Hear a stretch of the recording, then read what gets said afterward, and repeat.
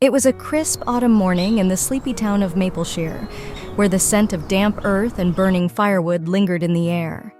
The leaves had begun their annual descent, blanketing the streets in hues of gold, crimson, and russet. At the corner of Rose Street stood a small, unassuming shop that had long been the heartbeat of the neighborhood, Mr. Judy's corner shop. Mr. Judy, a man in his late 50s with salt and pepper hair and kind eyes, had owned the store for nearly 3 decades. It wasn't much, just a humble shop with wooden shelves stacked with bread, milk, and everyday necessities. But it was enough for him. He had inherited the store from his father, who had started the business in the 1950s, and for years, Mr. Judy had watched the world go by from behind the old counter, tending to his regulars and offering a warm word to anyone who passed through. That morning, as Mr. Judy swept the fallen leaves from the entrance of his shop, he noticed something out of the ordinary. A stray dog, sitting quietly across the street, was watching him with an intensity that made the hairs on the back of his neck stand up. The dog wasn't threatening, just still, as if waiting for something. Its thin body suggested it had been on the streets for a while, and yet there was something striking about the dog's eyes, large, brown, and hauntingly expressive. The dog slowly padded towards the shop, something small clenched in its mouth. Mr. Judy squinted, trying to make out what it was. As the dog reached the shop's entrance, it gently placed the object, a small dry leaf, at Mr. Judy's feet, before backing away and sitting down again, its eyes never leaving his face. Mr. Judy chuckled, bemused by the odd offering. "What's this, boy? A gift?" he murmured to the dog, half expecting it to run away when he approached. But the dog stayed put, watching as Mr. Judy bent down to pick up the leaf. It was just a leaf, an ordinary autumn leaf, the kind that was scattered all over town this time of year. But there was something odd about the gesture. It wasn't something you saw every day. A stray dog bringing a leaf as though it were an offering, like some kind of ritual. Mr. Judy, with a shrug, placed the leaf on the shop counter and reached for a small piece of bread. "Here you go, boy," he said, tossing it toward the dog. The dog sniffed the bread and quickly devoured it, wagging its tail slightly.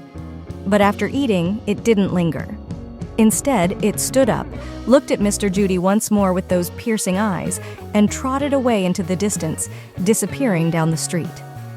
That night, as Mr. Judy closed up shop, he found himself thinking about the strange dog. Why had it brought him a leaf? Was it a stray trying to survive, or did it belong to someone in town? He brushed the thoughts aside, thinking it was just one of those random things that sometimes happen in small towns. The next day, however, the dog returned, this time with a different leaf, a bright yellow one. Again, it placed the leaf at the shop entrance, backed away, and sat down. Mr. Judy couldn't help but smile at the familiarity of it now. He picked up the leaf, gave the dog a piece of sausage, and watched as the animal trotted off. And so, the pattern continued. Every morning, the dog, whom Mr. Judy had started calling Charlie, would show up with a leaf in its mouth. And every day, Mr. Judy would pick up the leaf, offer Charlie a scrap of food, and watch him disappear down the street. It became their quiet routine, their unspoken bond. Charlie never allowed anyone to get too close. He always kept his distance, skirting the edges of the street like a shadow. He seemed to have no interest in being petted or touched, but his devotion to the ritual was unwavering. The leaves continued to arrive at the shop door, and Mr. Judy found himself growing strangely attached to the scruffy stray. He began setting aside bits of food just for Charlie, even on days when business was slow and supplies were limited. It wasn't long before the town took notice of the strange ritual. Regular customers would chuckle when they saw Charlie sitting outside the shop, leaf in mouth, waiting for his daily exchange. "You've got yourself a funny friend there, Judy," Mrs. Howard, an elderly woman who lived down the street, remarked one afternoon. "Dogs don't usually bring leaves, you know. They bring bones or sticks. This one's special." Mr. Judy nodded, though he couldn't quite explain what made Charlie's daily gift so compelling. There was something almost ceremonial about it, as if the dog was trying to communicate something. But what? Weeks turned into months, and soon the air grew colder, signaling the approach of winter. The leaves that Charlie brought became fewer as the trees shed their last remnants of autumn. Yet Charlie kept coming, though his fur looked rougher, his movements slower, and his eyes even more tired. One evening, just as dusk was settling over the town, Mr. Judy noticed that Charlie hadn't shown up for his daily visit. He glanced out the shop window repeatedly, but there was no sign of the dog. He waited, a feeling of unease creeping into his chest. Charlie had never missed a day. By the time Mr. Judy closed the shop and locked the door, the unease had grown into something deeper, a fear that something had happened to the dog. The next day, Charlie appeared again, but he was limping, his fur matted with dirt, and his eyes filled with exhaustion. He carried a leaf as usual, but this one was crumpled, as if it had been in his mouth for far too long. Mr. Judy's heart sank as he watched the dog drop the leaf at the door, his legs trembling as he backed away and sat down. "You don't look so good, boy," Mr. Judy said softly, walking toward the dog with a piece of ham in his hand. This time, Charlie didn't move away. He stayed where he was, his eyes pleading, as if asking for something more than food. Without thinking, Mr. Judy knelt down beside Charlie, gently placing his hand on the dog's head for the first time. Charlie leaned into the touch, his body shuddering as if he had been waiting for this moment all along. There was a bond between them now, something unspoken, something deeper than the daily exchange of leaves and food. The dog's eyes, always so full of emotion, seemed to tell a story of pain, loss, and longing. Mr. Judy felt a lump rise in his throat as he stroked Charlie's head. "Where do you go at night, boy? Who are you waiting for?" Charlie didn't answer, of course, but as the days grew colder and his visits became more sporadic, Mr. Judy's concern deepened. One afternoon after Charlie left, Mr. Judy decided to follow him. He had to know where the dog went every night, what life Charlie led beyond the corner shop. It wasn't hard to trail Charlie. His limp made him slower than usual.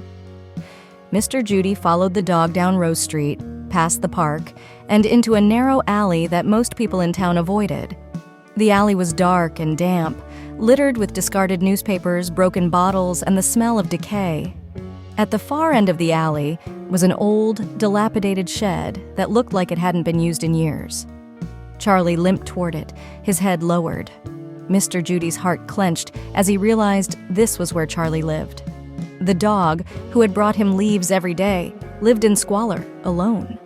But as he approached the shed, he saw something that made his blood run cold.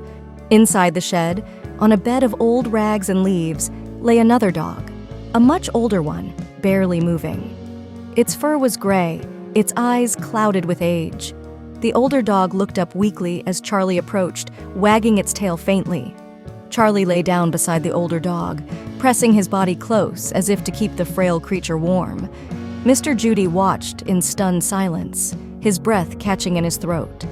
It was clear now why Charlie had been bringing leaves to the shop every day. The leaves weren't for Mr. Judy. They were for the older dog.